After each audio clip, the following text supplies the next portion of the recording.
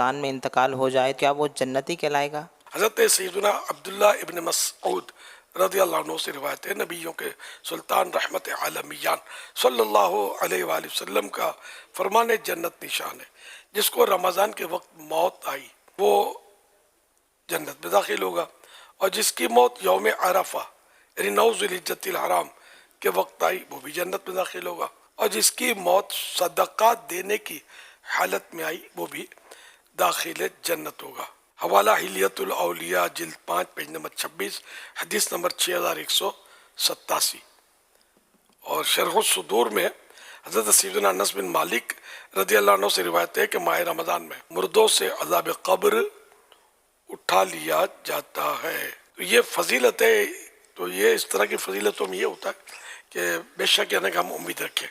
اب کسی شخص معین کے لیے یعنی کہ فکس پرسن کے لیے سمجھو رمضان میں اس کا انتقال ہوا تو ہم یہ نہیں کہہ سکتے کہ یہ فائنل جنتی ہے، کیونکہ یہ خبر نبی دیں گے کسی شخص معین کے بارے میں، ہم نبی سے سن کر دے سکتے ہیں۔ اب تو کوئی نبی آئے گا نہیں نیا، سمجھے؟ تو خواب کسی نے دیکھ لیا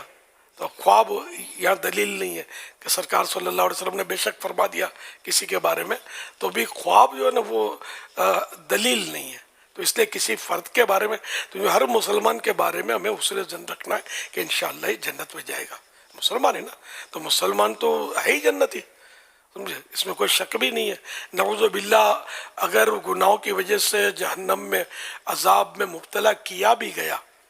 خاتمہ ایمان پر ہوا تھا، بالآخر وہ جنت میں تو جائے گا نا۔ تو ہر مسلمان جنتی ہے، اللہ کی رحمت ہے کہ ہم مسلمان ہیں، اور میرے منہ سے نکلنے لگا جنتی، تو اللہ اس کی بھی لاج رکھ لے کہ ہم مطلب بغیر حساب کتاب کے جنت میں چلے جائیں، کیونکہ صحیح بات ہے کہ نہ حساب کتاب کی کوئی تاب ہے، کوئی یہ سوچ بھی نہیں سکتا کہ وہ حساب دے سکتا ہے، یہ بالکل یہ سوال ہی نہیں ہے۔ یہ کہ جس کا حساب ہوا نا وہ مرا سمجھو،